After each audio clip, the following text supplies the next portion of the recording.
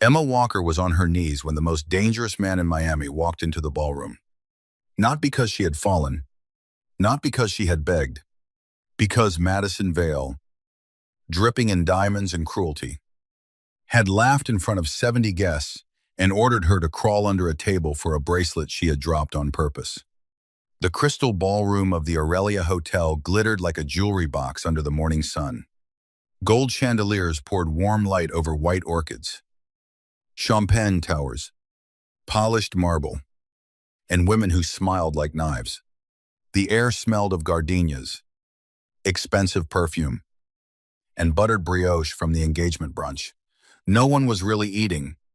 Emma's gray maid uniform pulled tight across her hips as she lowered herself to the floor. Her knees touched the cold marble.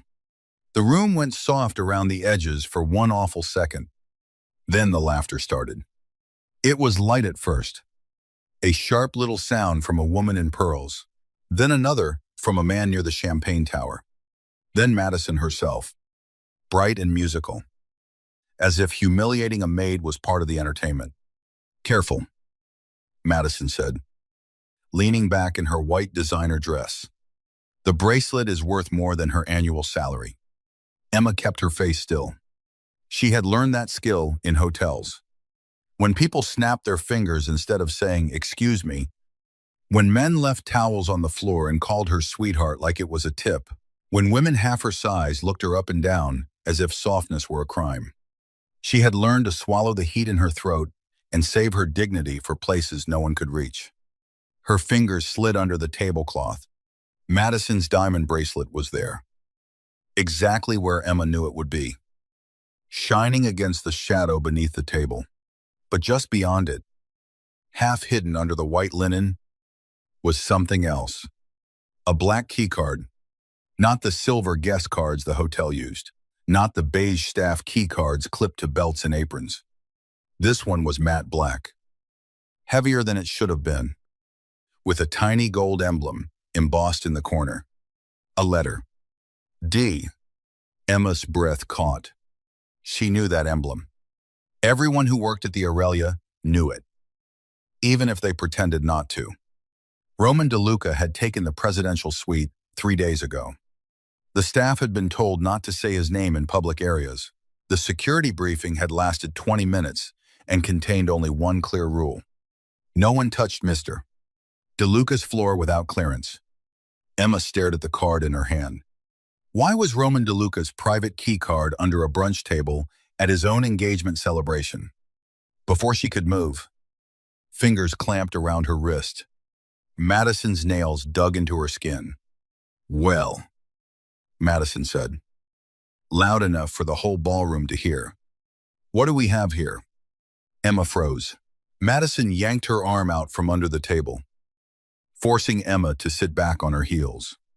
The black keycard flashed beneath the chandelier light. The laughter stopped. Madison's blue eyes sharpened. For half a second, something like panic passed across her perfect face. Then she turned it into outrage. She stole it. Emma's mouth went dry. "I found it under the table." "Oh, of course you did." Madison stood so quickly, her chair scraped against the marble.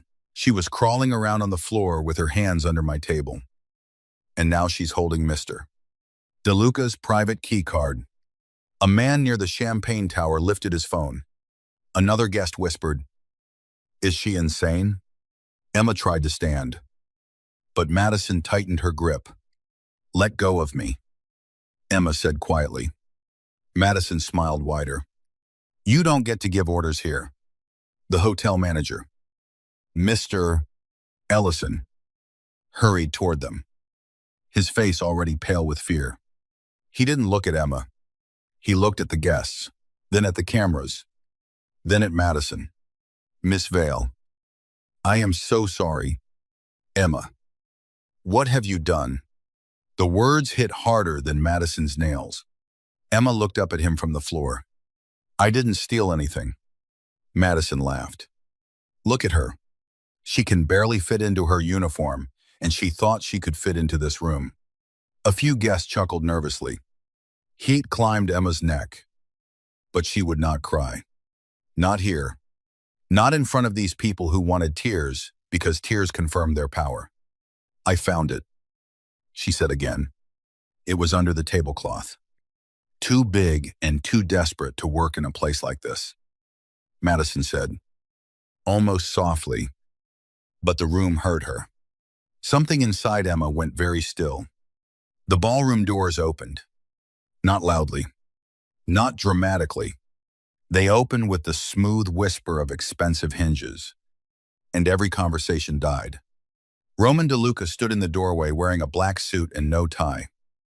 His dark shirt open at the throat, revealing the edge of ink along his collarbone. 2 bodyguards stood behind him, broad and silent, their eyes scanning the room with the calm discipline of men who noticed every exit and every hand. Roman did not look angry. That was the frightening part. He looked empty, cold, beautiful, in the way a storm over the ocean was beautiful when you realized too late that your boat was too small. Emma had seen him only once before from the far end of the lobby. Even then, the room had changed around him. Men straightened. Women lowered their voices. Staff remembered tasks they had not been assigned. Now he walked into the ballroom as if the marble belonged to him. Maybe it did. His eyes moved across the guests. The phones. Madison's hand locked around Emma's wrist and finally stopped on the black keycard. The silence became unbearable. Madison released Emma so quickly. Emma almost fell sideways. Roman, Madison said, her voice changing instantly. Thank God. Your maid was just caught stealing from your private floor. Roman did not look at her. He looked at Emma, at the way she was still kneeling, at the red crescent marks Madison's nails had left on her wrist, at the card trembling between her fingers. Then his gaze lifted back to Madison. Who told her to get on the floor? The question was quiet. It landed like a gun placed on a glass table. Madison's smile faltered. It was a misunderstanding. My bracelet fell. And she, did I ask about the bracelet? No one moved. Emma's pulse beat hard in her throat. Roman crossed the distance between them. Guests leaned away from him before he reached them. He stopped in front of Emma, close enough that she could smell rain on wool, tobacco, and something clean and sharp beneath it. He crouched. A Mafia boss in a $10,000 suit crouched on the marble floor in front of a maid everyone had just laughed at. The room seemed to forget how to breathe. Roman held out his hand. May I? Emma looked at his hand. Large, scarred across the knuckles. Steady. She placed the keycard in his palm. His fingers closed around it. For 1 second. His expression did not change. Then his jaw tightened. Where did you find this? Emma forced her voice to work. Under the table. Behind the linen. Near the center leg. Did anyone hand it to you? No. Did anyone ask you to pick it up? No. His eyes stayed on hers. They were not black, as she had expected. They were dark brown, almost warm in another life. But there was no warmth in them now. Do you know what this is? Emma swallowed. I know, it isn't mine. Something flickered in his face. Not amusement. Interest. Behind him, Madison said. Roman. Surely you don't believe her. Roman stood. The room rose with him without moving. Madison, he said. Yes. Pick up your bracelet. Madison blinked. What? He glanced toward the floor beneath the table. Your bracelet. Pick it up. Color drained from her cheeks. Roman. Crow. The word was soft. Madison's lips parted. The guests stared at their plates, their glasses, their own hands. No one laughed now. Madison looked toward the side doors, toward Celeste Verone, Roman's fiancée, who had just entered the ballroom in a pale blue dress and diamonds cold enough to cut light Celeste stopped in the doorway. Her expression did not break. But Emma saw the smallest tightening at the edge of her mouth. Roman did not turn toward her. He watched Madison. "Do you need the maid to show you how?" Madison lowered herself slowly, humiliation trembling through her shoulders. Her perfect white dress touched the marble. She reached under the table and retrieved the bracelet with shaking fingers. Roman turned to Mr. Ellison. "She is no longer to be touched by your staff, your guests, or anyone breathing inside this hotel without my permission." Mr. Ellison swallowed. "Of course, Mr. De Luca." Emma stood carefully. Her knees ached. Her wrist burned. Roman looked at her again. "What is your name?" "Emma Walker." "Emma Walker," he repeated, as if memorizing it was an act of ownership. "You're coming with me?" Fear moved through her then. Real fear. Colder than embarrassment. "I have a shift." "You had a shift." Roman's gaze moved over the ballroom. Slow and deadly. "Now you have a problem." He stepped aside, giving her space to walk ahead of him. Not dragging her. Not touching her. But everyone understood the command. Emma walked out of the ballroom with the Mafia boss behind her, still feeling the shape of the key card in her palm, even though it was no longer there. And from the doorway, Celeste Verone watched her leave with a smile that never reached her eyes. The private elevator to the presidential floor was silent. Emma stood near the mirrored wall, hands folded tightly in front of her apron. Roman stood beside her. Not close enough to touch, but close enough to unsettle the air around her. His two bodyguards faced the doors. No one spoke. Emma could see herself in the elevator mirror, round face flushed from humiliation, dark hair escaping the tight bun she had pinned at 5 that morning. Gray uniform creased from the floor. Beside her, Roman looked carved from shadow and control. She hated that the contrast hurt. He had defended her in the ballroom. Yes, but men like Roman DeLuca did not defend hotel maids out of kindness. They acted from interest, on leverage, suspicion, or ownership. The elevator rose without a sound. Roman finally spoke. "Are you afraid of me?" Emma looked straight ahead. "Yes." One of the bodyguards glanced slightly over his shoulder. Roman did not. "Good," he said. "That means you repaying attention." The doors opened into a private corridor lined with cream walls. Dark wood, and security so discreet it was almost invisible. Emma noticed it anyway. The tiny black domes near the ceiling. The reinforced glass panels. The two men stationed at either end, pretending not to be armed. The presidential suite was larger than her entire apartment building lobby. Floor-to-ceiling windows opened to a sweeping view of Miami turquoise ocean. White towers, palms bending under humid wind. Inside, everything was quiet luxury. Pale stone, black leather, gold fixtures, fresh orchids in tall glass vases. Roman walked to a marble bar and placed the black keycard on the counter. Only then did Emma see his control crack. Not much, just enough.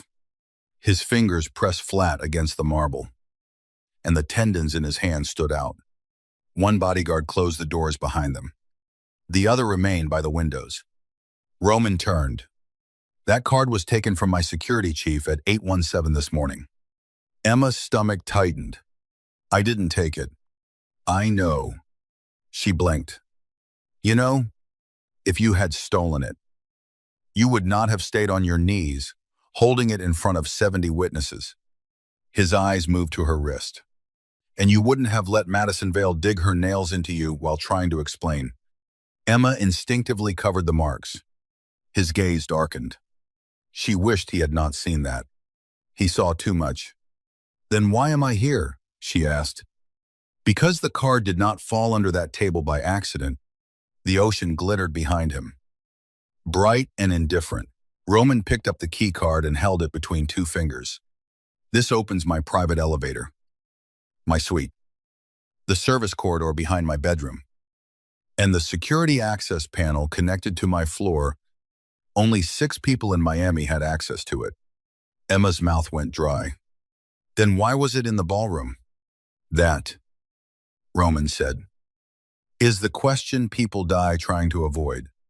The words were calm. Too calm. Emma took a step back before she could stop herself. Roman noticed. Of course he did. I'm not going to hurt you. People like you always say that before they decide what hurt means. For the first time, the bodyguard by the door looked directly at her. Roman's expression shifted.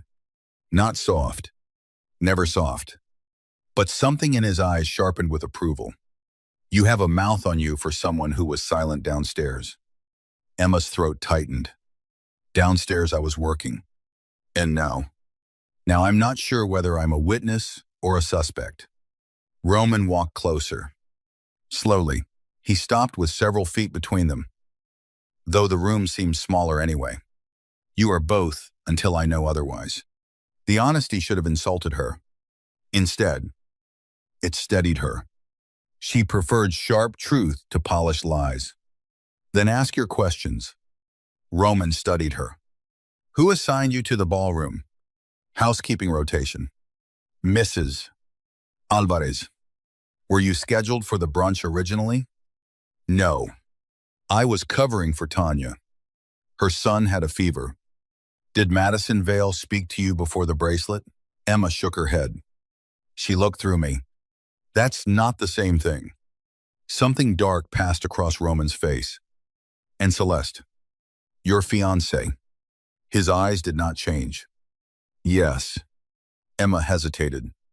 Roman saw that too. Say it. She came in before the guests arrived. When? Around 9:30. She stood near table 6 with Madison. They were whispering. I was replacing water glasses. What did you hear? Nothing useful. I decide what is useful. Emma's fingers curled against her apron. Madison asked if I was the right one. Celeste said I was perfect because no one would believe me. The room went silent. The bodyguard by the window straightened. Roman did not move, but the air around him changed. It cooled. When were you planning to mention that? He asked. When I knew whether telling you would keep me alive or get me killed. His eyes locked on hers. For one strange second, Emma thought he might smile. He didn't. Instead, he turned to the bodyguard at the door. Nico, pull every camera from the ballroom. Table 6. Service entrance. Elevators. And the hallway outside Celeste's suite. Nico nodded and left. Roman turned back to Emma. Did Celeste see you hear them? I don't think so. Madison did. Emma remembered the socialite's eyes sliding toward her. The bright smile. The bracelet falling later with too much precision. Yes. Roman picked up the keycard again. Then you were not a witness by accident. Emma's heart began to pound. What does that mean? It means someone wanted this card found in your hand. The words settled over her skin like cold water. They wanted to frame me. She whispered. Roman Ischaza held hers. No. Emma. They wanted me to believe a hotel maid stole access to my suite. Then, when someone used that access to come for me, the story would already be written. Emma's knees felt weak again, but she refused to sit. Why me? Roman's eyes dropped briefly to the marks on her wrist. Because people like Madison Vale think cruelty makes them intelligent. She chose someone she believed the room would never defend. The shame from the ballroom burned again. Emma looked away toward the windows. I'm used to that. Roman was silent for a long moment. When he spoke, his voice was lower. You shouldn't be. The words were not gentle. That made them worse. A knock came at the suite door. Nico entered with a tablet, his expression grim. Boss. Roman took it. The screen showed frozen security footage from the ballroom. Madison leaning near table 6. Celeste beside her. All pale blue silk and diamonds. Madison's hand disappeared beneath the linen. Then Celeste turned her head slightly toward a security camera. Anne smiled. Roman watched the footage twice. No one breathed. Then Nico swiped to another video. A hallway. A man in hotel maintenance gray entering a restricted staff corridor near Roman's floor. His face was hidden beneath a cap. The timestamp read 816 A.M. Roman-esque security chief stepped out of the elevator at 817. The man bumped him. A practice stumble. A hand near a pocket. The theft took less than a second. Emma leaned forward without thinking. That's not hotel maintenance. Roman looked at her. How do you know? The sleeve patch is wrong. Aurelia maintenance patches are stitched in navy. That one is black. Also, his card has red handles. We don't use red handles on guest floors because they scuff walls. Nico stared at her. Romanes's eyes did not leave her face. What else? Emma looked back at the screen. Nerves sharpening into focus. He's pushing the cart too high. Real maintenance workers push from the side handle because the front wheel sticks on that model. And his shoes are wrong. Wrong how? Too clean. For the first time since the ballroom, Romanes's expression changed into something almost dangerous in its satisfaction. Nico, he said. Find the cart. Nico left again. Emma wrapped her arms around herself. I need to go home. Romanes's gaze hardened. No, you don't get to decide that. I do when two powerful families may want you dead before dinner. The words struck the air between them. Emma felt herself go still. Dead. Not fired. Not humiliated. Not escorted out. Dead. Roman stepped closer, then stopped, as if catching himself before touching her. You saw Celeste. You identified the false maintenance worker. Madison knows you found the card. If you walk out of this hotel alone, they will clean up the loose end they created. Emma laughed once, but there was no humor in it. I have a studio apartment, a cat who bites strangers, and rent due in 4 days. I'm not exactly built for Mafia witness protection. You are now. Her anger rose because fear needed somewhere to go. No, I am not one of your men. I am not your employee. I am not something you can move from one room to another because your fiancé tried to frame me. Romanes's jaw tightened. For a moment, Emma saw the man everyone feared. Then he lowered his voice. You rewrite. That surprised her more than if he had shouted. He reached into his jacket, pulled out a black phone, and placed it on the table. Call whoever you need. Tell them you reach safe. Tell them you'll be away for the night. Do not tell them where. Then I will send 2 men to your apartment to get your cat, your rent documents, and anything else you need. Emma stared at him. My cat. If it bites them, they'll survive. A ridiculous laugh almost escaped her. She swallowed it.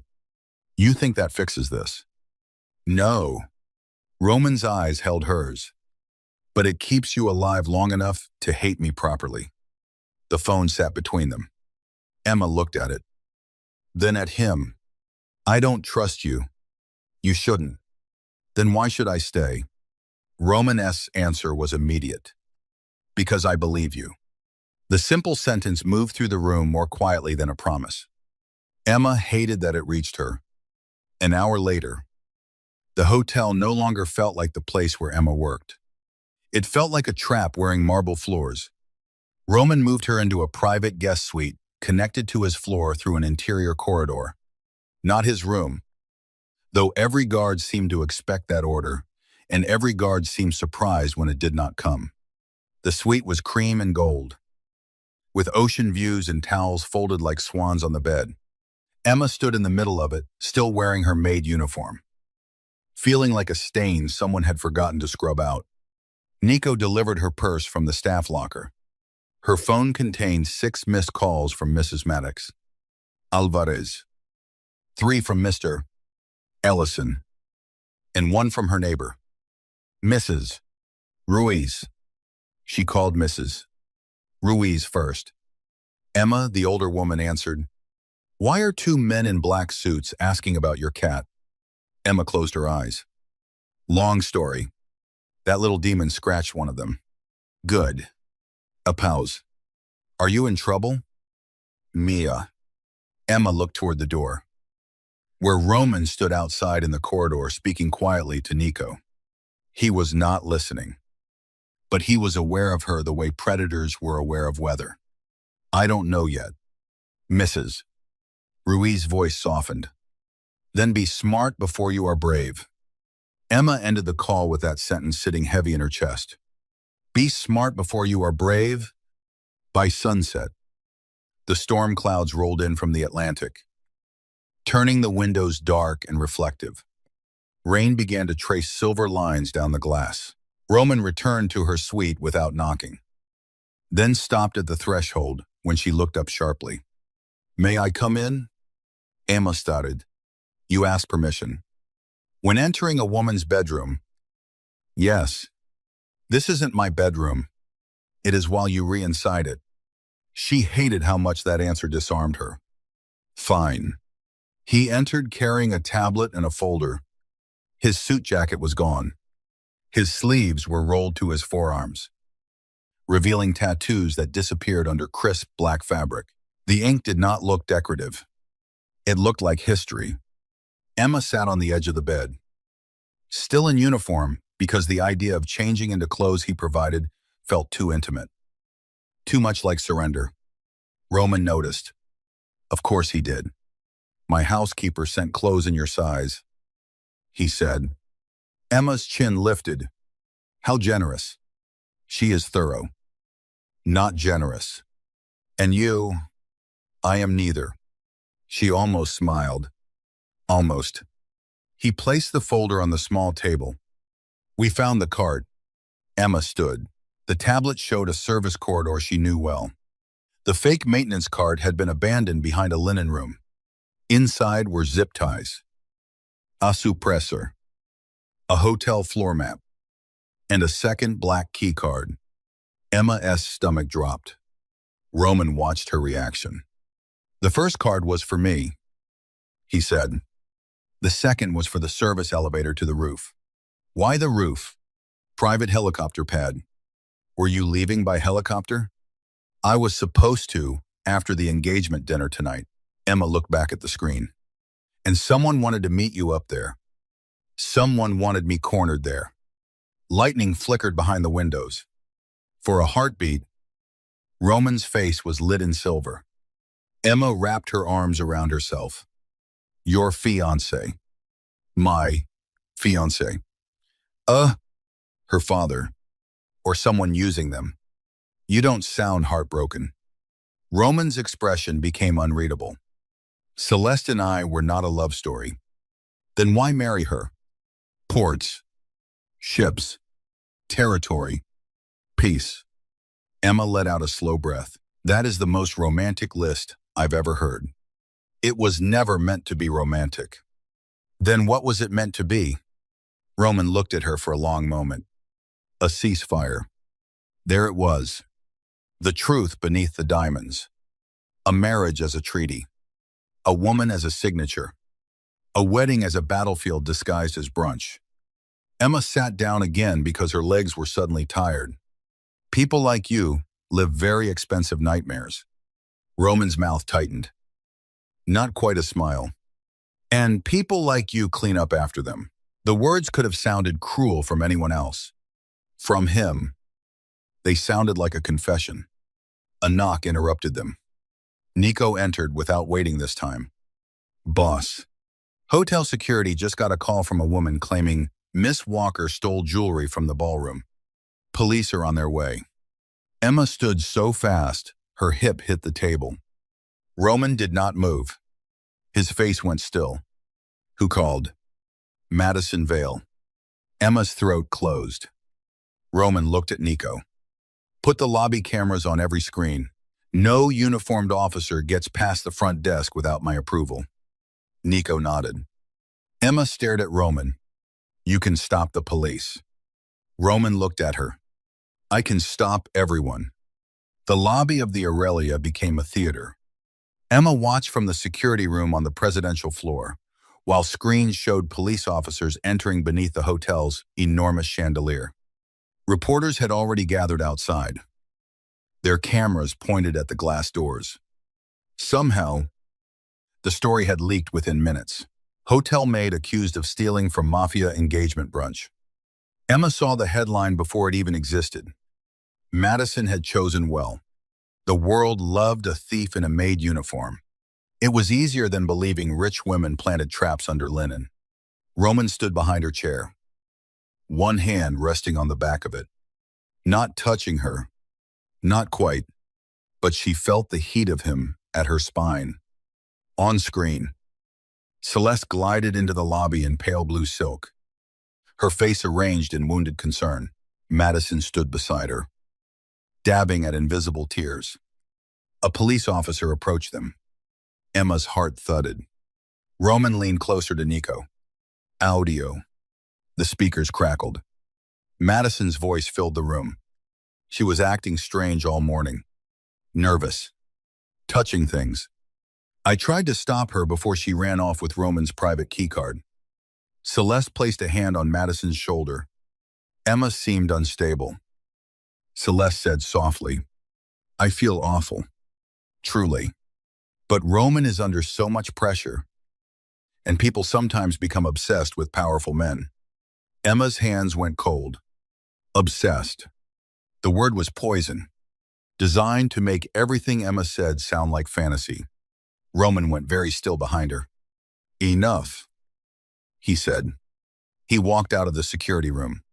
Emma rose to follow, but Nico stepped into her path. Miss Walker, stay here. No. Nico blinked. Emma pushed past him.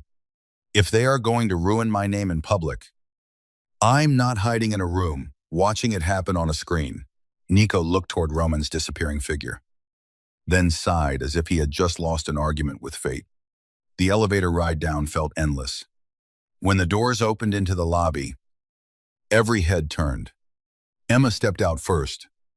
Not Roman. Not a guard. Emma. The cameras outside flashed through the glass. Mr. Ellison turned gray. Madison's mouth opened. Celeste's eyes narrowed so slightly, only Emma caught it. Then Roman stepped out behind her. The lobby went silent. Emma walked across the marble floor in her maid uniform, aware of every stare. A few hours earlier, she had crawled under a table while these people laughed. Now, she walked with Roman DeLuca behind her, and the same kind of people moved out of her path. The police officer looked from Emma to Roman. Mr.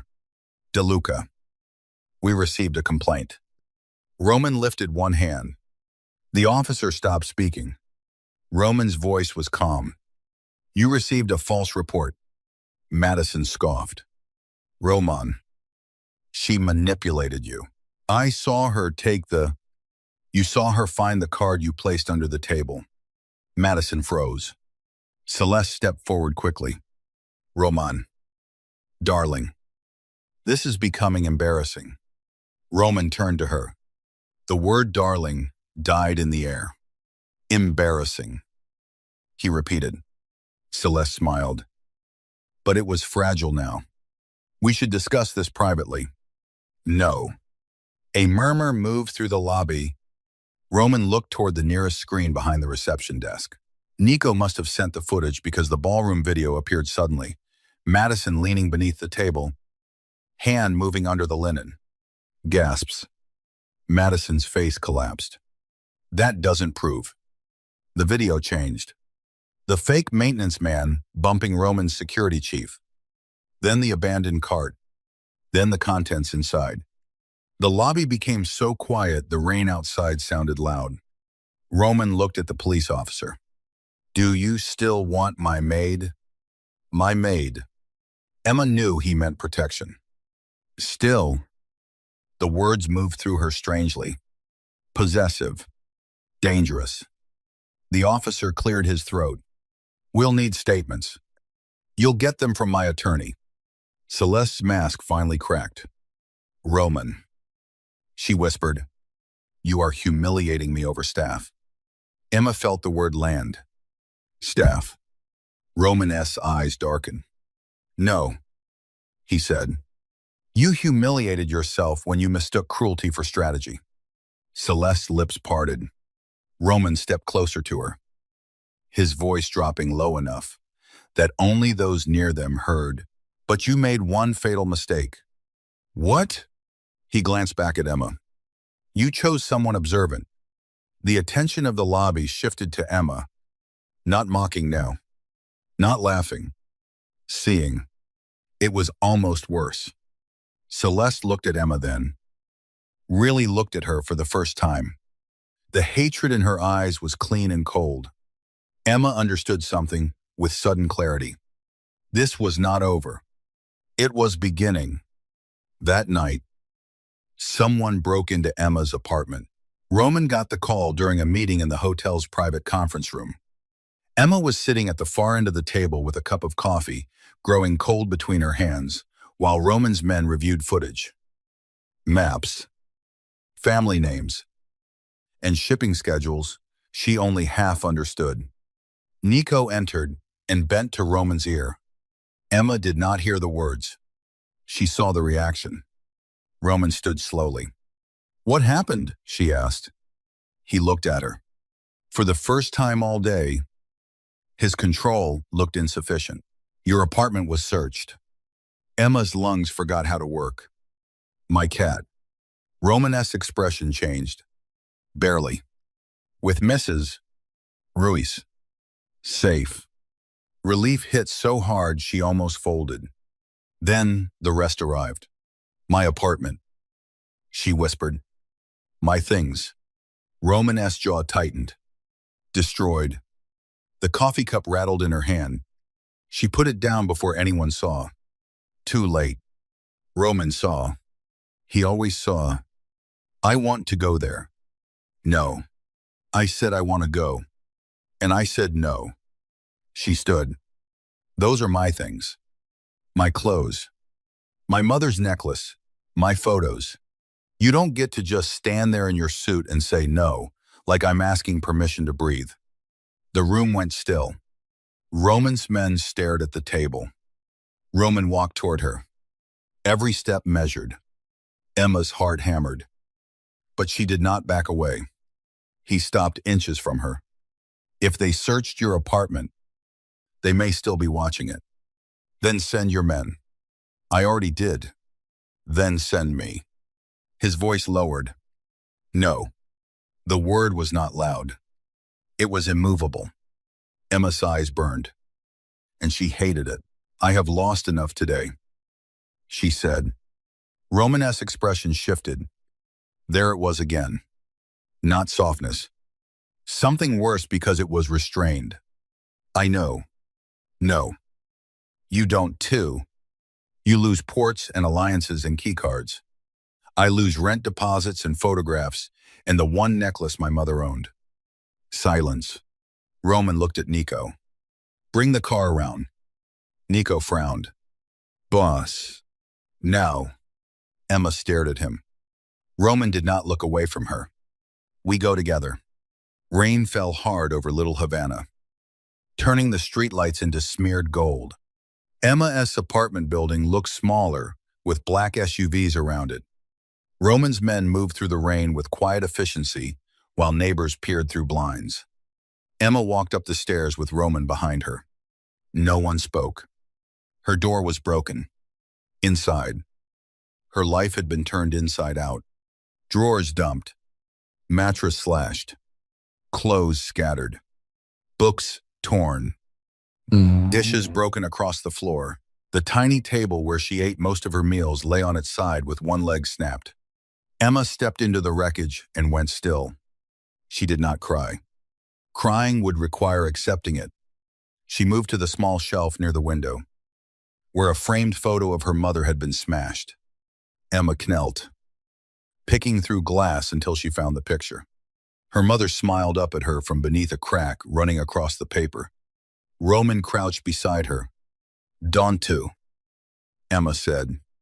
He stopped. "I wasn't going to touch you. I know." Her voice broke despite her best effort. "That's worse."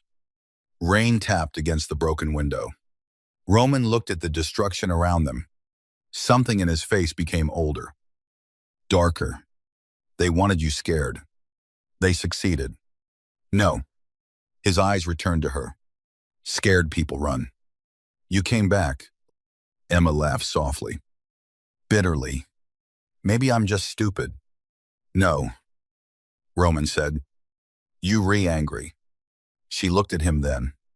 His face was close, shadowed by the dim apartment light. For the first time, he looked less like a mafia boss and more like a man trying very carefully not to become something violent in front of her. His hand lifted, stopped, lowered.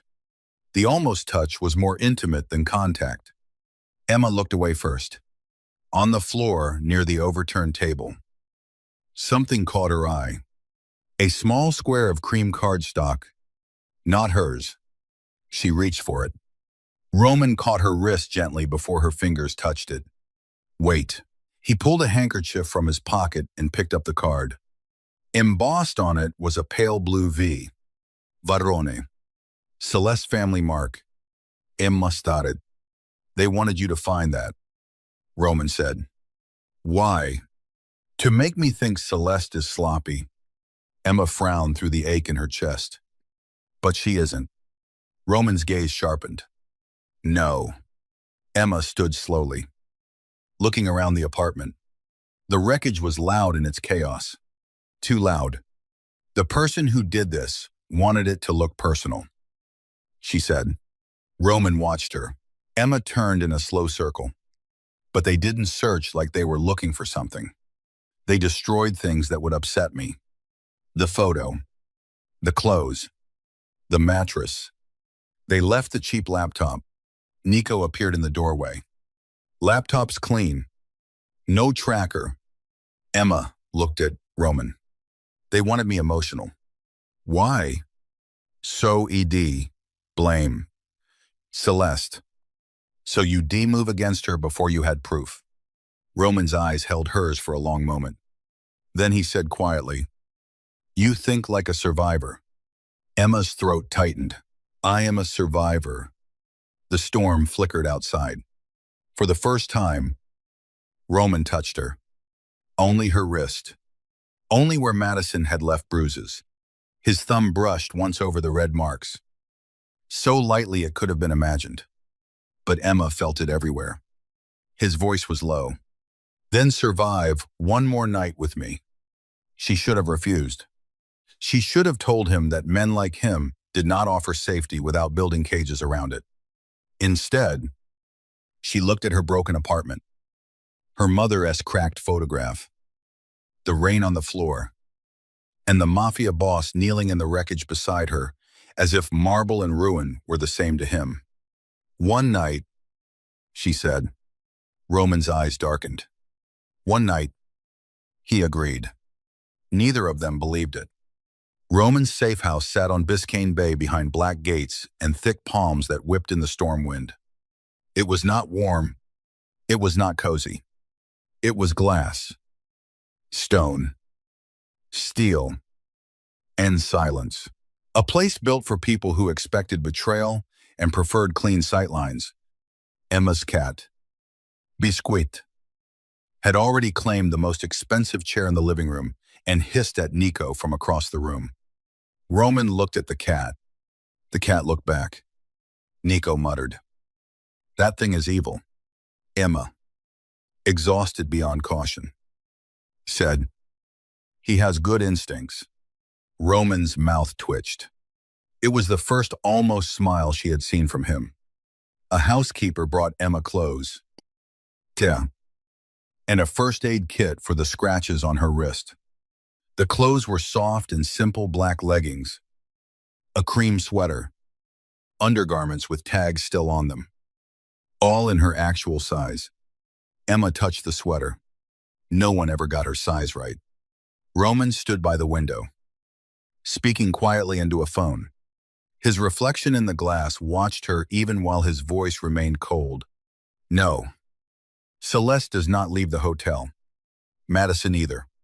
Put eyes on Verone's boats. If her father moves anything out of the South Marina, I want to know before the engine turns. He ended the call. Emma sat on the edge of the couch, sweater folded in her lap. You suspected Celeste before today. Roman turned. Yes. Why stay engaged? Because suspicion is not proof. And I am. You are the first honest thing in a room full of liars. The sentence landed too softly. Emma looked away. Don't romanticize me. I clean toilets for a living. Roman's voice did not change. And you noticed a fake maintenance patch that my security team missed. That doesn't make me special. No, he said. It makes them careless. She looked back at him. He was closer now, though she had not heard him move. Do you always do that? He asked. What? Make yourself smaller before someone else can. The words struck too close. Emma stood. I'm tired. Roman's face closed slightly, but he stepped back. Your room is down the hall. Door locks from the inside. No. Cameras. No one enters without your permission. She studied him. And you? I don't enter either, even if you own the house. Especially then. That should not have mattered. It did. Emma walked down the hall with the sweater clutched against her chest. That night, she did not sleep. At doi tres prezich, Thunder shook the windows and Emma heard low voices from the main room. She opened her door quietly. Roman stood over a table covered in maps, photographs, and hotel floor plans. Nico and two other men stood with him. On the largest screen was Celeste Verone. She was in the Aurelia's private lounge, sipping champagne as if her world had not started collapsing. Roman's voice was flat. She's too calm. Nico nodded. Madison is unraveling. Celeste isn't. Because Madison doesn't know the whole plan. Emma stepped into the doorway. Everyone turned. Roman's eyes dropped briefly to her bare feet, then rose to her face. You should be sleeping. So, should you. I don't sleep when someone tries to kill me. That sounds unhealthy. Nico looked like he might choke. Roman did not smile. But the room's tension shifted by a degree. Emma walked closer to the table. What's the plan? Roman's expression hardened. You are not part of it. I became part of it when your fiancé put a key card under my table. That doesn't mean I put you deeper. No, Emma said. But you don't get to use my memory and then send me to bed when it gets inconvenient. The men went still. Roman leaned both hands on the table. You think I'm using you. I think you use everyone. A long silence. Then Roman said, yes. Emma appreciated the honesty, even as it chilled her. But not the same way. He added, that's supposed to comfort me. No. It's supposed to warn you. His gaze held hers. I will use your memory if it saves lives. I will use your name if it draws enemies into the open. I will use every piece of information you give me, but I will not use your body, your fear, or your humiliation. I will not make you crawl. I will not make you beg. And if anyone tries, they answer to me. The room seemed to shrink around them. Emma's heart beat too hard. Nico suddenly found the maps fascinating. Emma looked down at the table to break the pull of Roman's eyes. There was a photo of the ballroom. Table 6. Madison. Celeste. Emma frowned. Why is the table wrong? Roman's attention sharpened instantly. Wrong how? The brunch layout. Emma pointed. Table 6 was supposed to be near the windows. Mrs. Alvarez had me polish the window side glasses twice because Celeste wanted ocean light for photos. But in the final setup, Table 6 was moved near the center pillar. Nico pulled another diagram. Hotel events team changed it at 7:40 a.m. Who approved it? Roman asked. Nico typed, then looked up. Your office? Roman went still. Emma felt the room change. My office. Roman repeated. Nico's face tightened. Authorization came from Matteo. Roman's right hand curled slowly into a fist. Emma looked between them. Who is Matteo? No one answered. That was answer enough. Roman turned toward the window. My younger brother. The betrayal did not make him rage. It made him silent. Emma almost wished he would rage. Silence looked heavier on him. Nico said carefully. Boss. We don't know. Bring him in. He's at the engagement dinner venue. Roman turned back. His face was unreadable now. Then we go there. Emma straightened. I'm coming. No, you need me to read the room. I need you alive. And I need this to end before my face is on every gossip site in Miami as the maid who seduced a mafia boss and stole from his fiancée. Roman's eyes flared. Is that what you think this is? It's what they'll make it. He stepped closer. And this time she did not move back. Then we changed the story. Emma's pulse stumbled. How? Roman looked at Nico. Get her address? Emma's eyes narrowed. Excuse me. Roman's gaze returned to hers. Celeste expects you hidden. Madison expects you scared. Matteo, if he's sen involved, expects me distracted. So we give them something else. I am not walking into your mafia dinner as decoration. No. His voice lowered. You walking in as the woman everyone tried to frame and failed to break. That should have sounded insane. Maybe it was. But somewhere beneath the fear, Emma felt something hot and fierce begin to rise.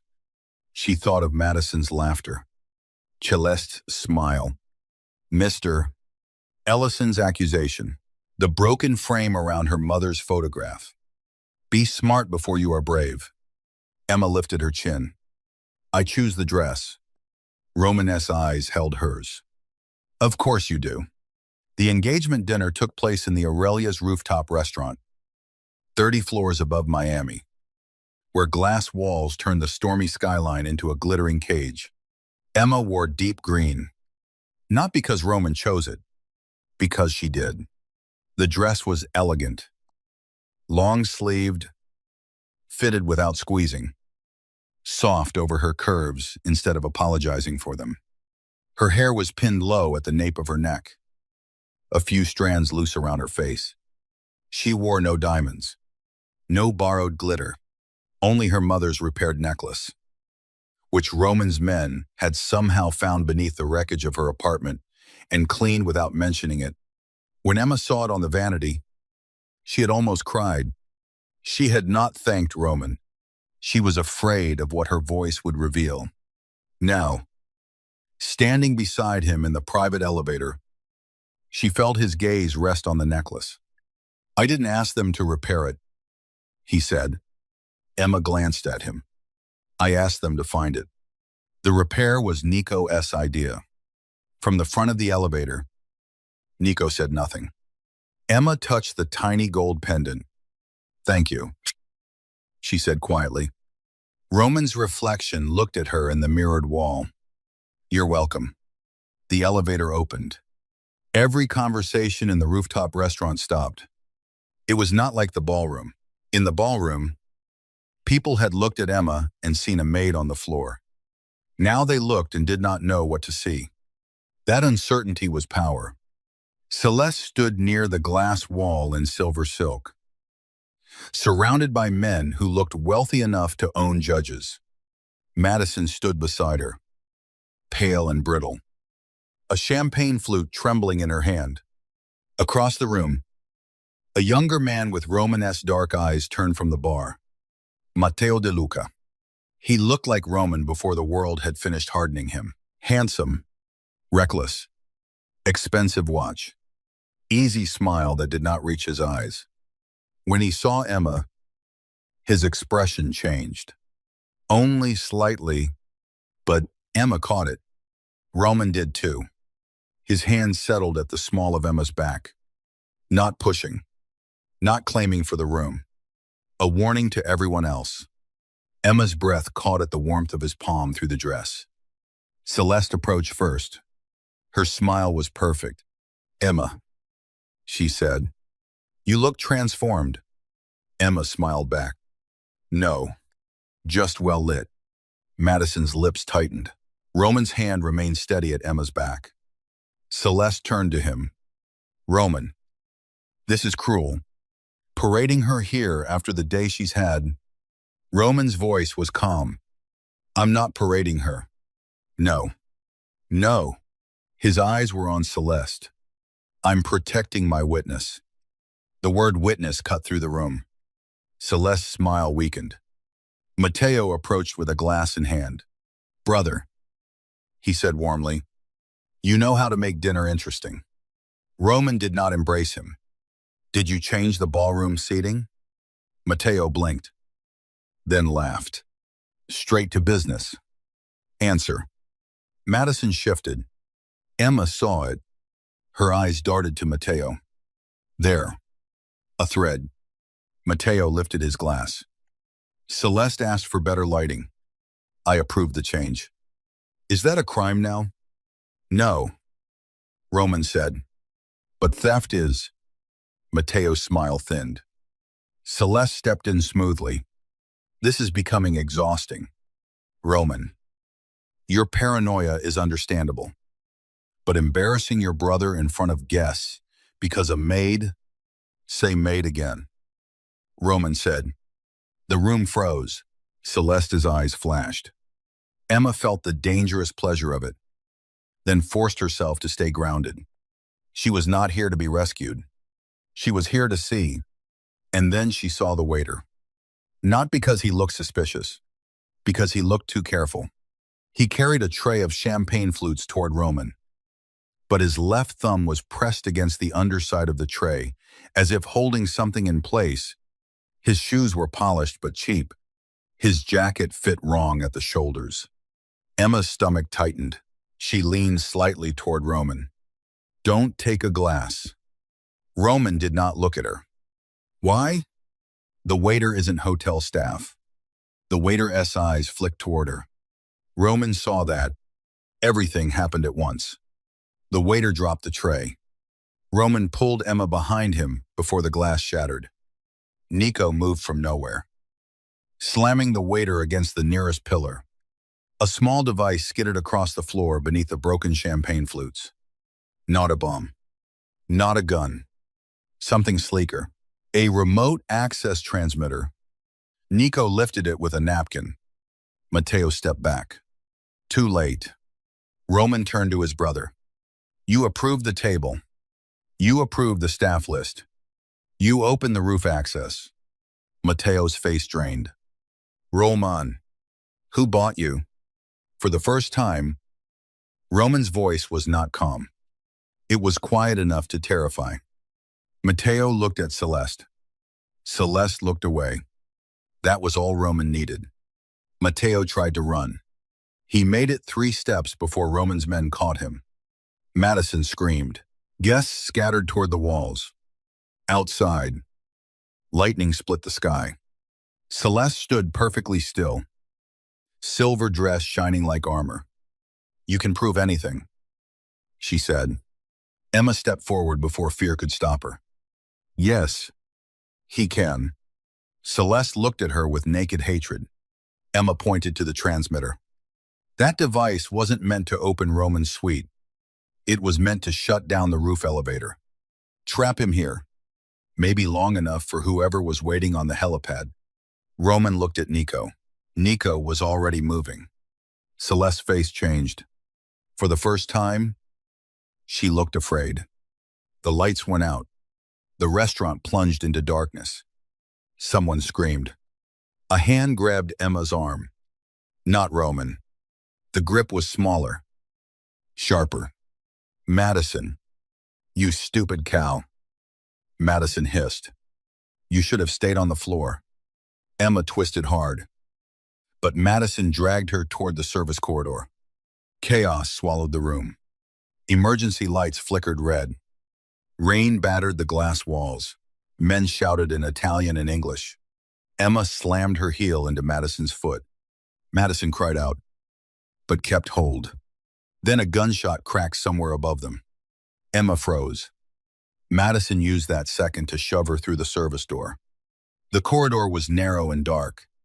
Emma hit the wall shoulder first. Madison lunged. Emma grabbed a metal service tray from a shelf and swung. It struck Madison's arm with a sharp clang. Madison screamed. Stumbling back, Emma ran. Not toward the restaurant, toward the service stairs. She knew this hotel. Its corridors. Its blind spots. Its doors that stuck. Its shortcuts staff used when guests never looked. Behind her, Madison shouted, for someone. Emma's lungs burned as she climbed one flight. Then another. The roof access door loomed ahead with a red emergency light above it. She could hear voices beyond it. Men waiting. Roman was trapped below. Or coming after her. Either possibility terrified her. Beside the roof access panel was a maintenance override box. Emma had seen engineers use it during fire drills. She tore open the cover. A keycard slot glowed red. Emma reached into the pocket of her green dress. The black keycard. Roman had given it back to her before they entered the dinner. Pressing it into her palm with one instruction. If doors start locking, find the one everyone else forgot. At the time, she had thought he was being dramatic. Now she shoved the card into the slot. The panel flashed green. A menu opened. Emma's hands shook. She did not know the codes, but she knew hotel systems. She knew labels. Floors. Emergency overrides. Guest access tiers. She found roof service lockdown. She hit engage. Above her, bolts slammed into place. On the other side of the roof door, men shouted. Something struck the metal. Emma backed away. The stairwell door below burst open. Roman came through like violence given a body. His shirt was torn at the shoulder. Rain had soaked his hair. There was a dark bruise forming along his jaw. His eyes found Emma. And for one terrible second, all the cold left him. Fear stood there instead. Raw. Furious. Human. He crossed the stairwell in 3 strides. His hands came up as if to grab her, then stopped just before her face, trembling with restraint. Are you hurt? Emma shook her head.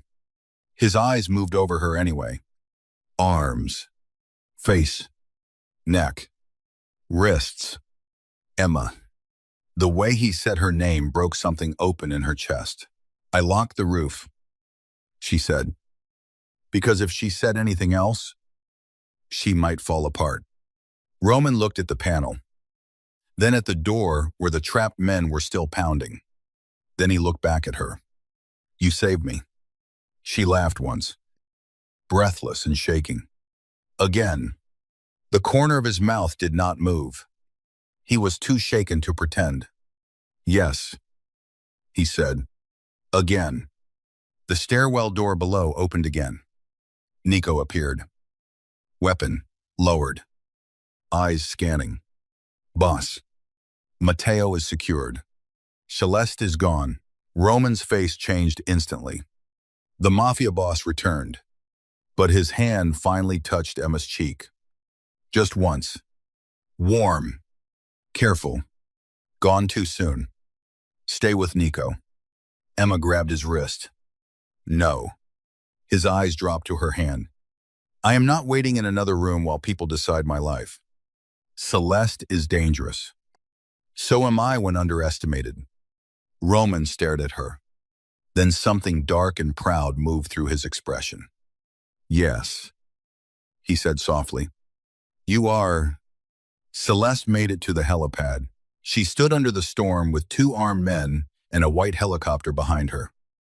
Silver dress whipping around her legs. The roof lights glared through rain, turning everything harsh and unreal.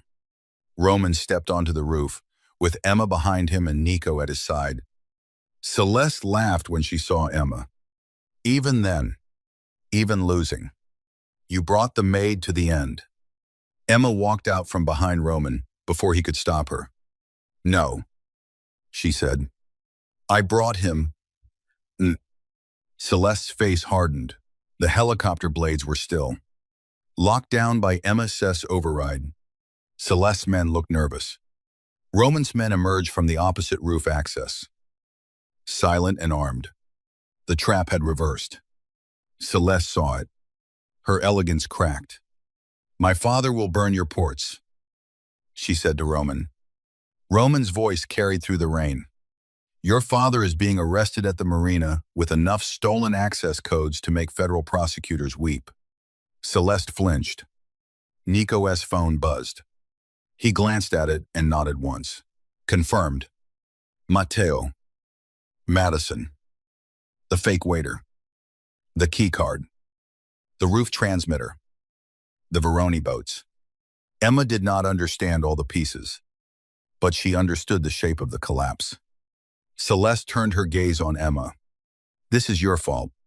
Emma felt Roman move beside her, but she raised a hand slightly. He stopped. The fact that he stopped gave her courage.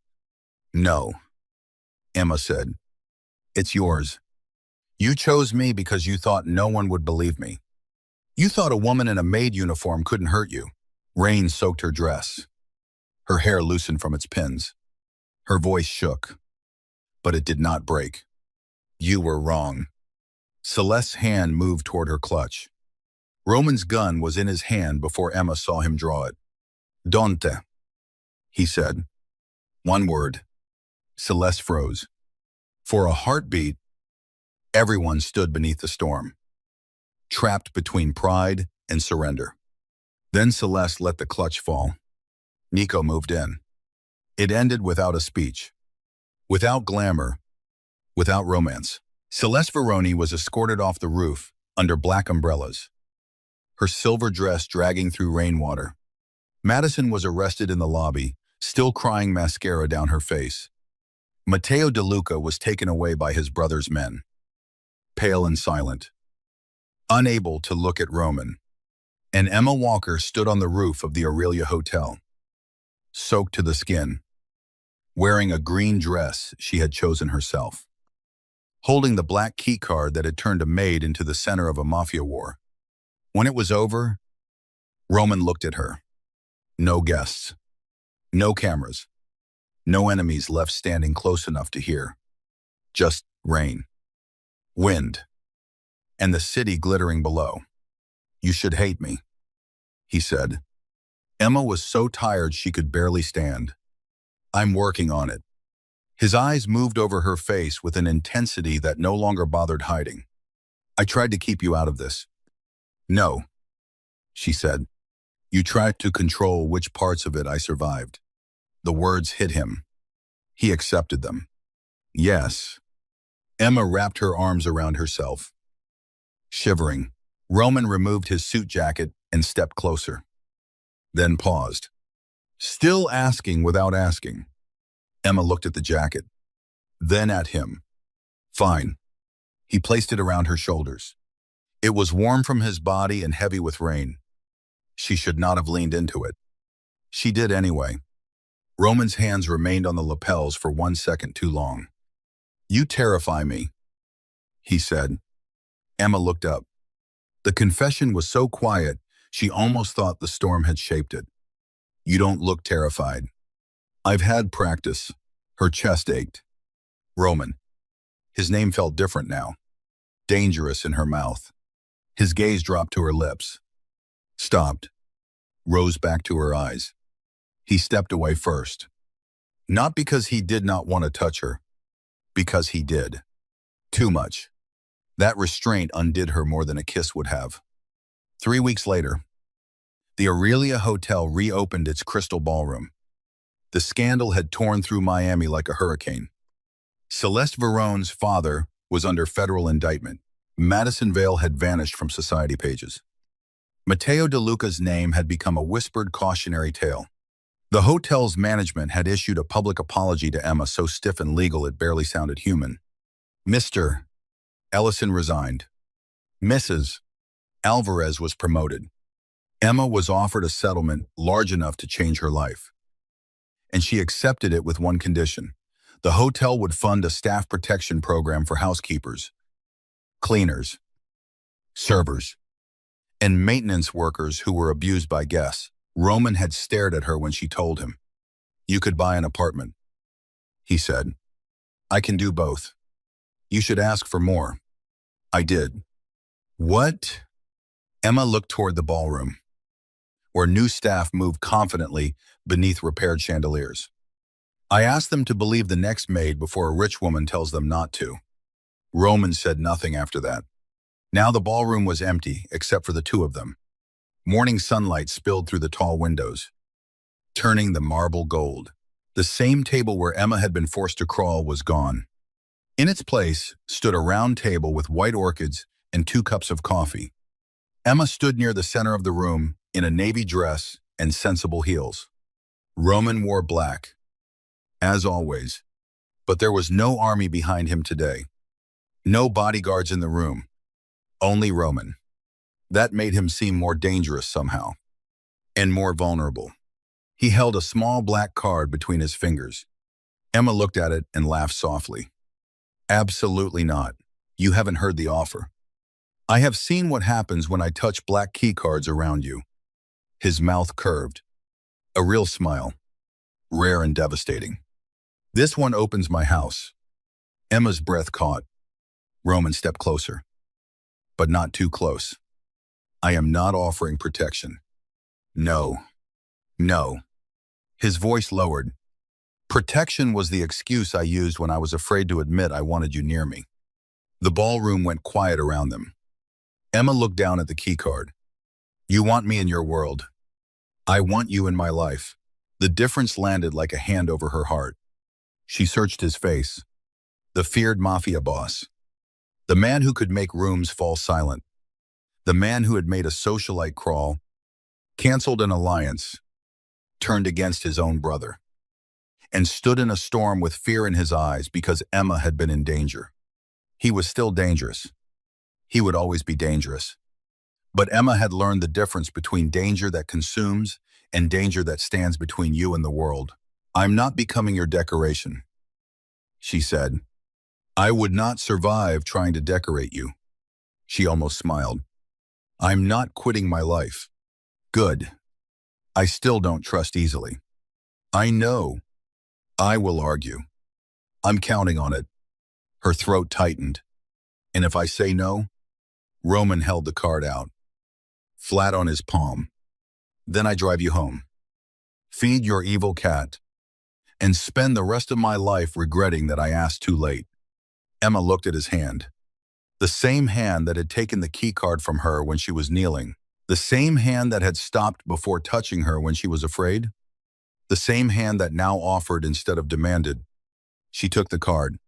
Roman exhaled like a man who had been holding his breath for weeks. Emma stepped closer. This time, she touched him first. Her fingers rested against the front of his black shirt, right over his heart. It was beating hard. She looked up at him. "You were nervous." "I told you," he murmured. "You terrify me." Emma smiled. Then Roman De Luca, the most feared man in Miami, lowered his head and kissed her like a man who had finally found the one thing he could not command. Buy, threaten, or survive losing. It was not gentle at first. It was restrained. A storm held behind glass. His hand came to her waist, careful but firm. Hers rose to his jaw. He made a low sound when she touched him. Something between relief and surrender. And the ballroom that had once swallowed her humiliation became the place where she chose herself. When they separated, Roman rested his forehead against hers. Outside, Miami glittered in the morning light.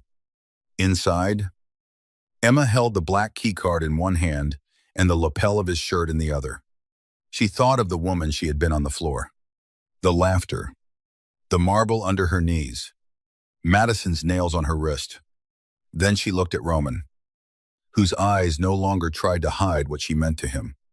"I'm not your maid," she whispered. Roman's thumb brushed her waist. "No," he said. "You, the woman who changed every lock in my life." Emma smiled against his mouth. And for the first time in a long time, she did not feel like someone who had been rescued.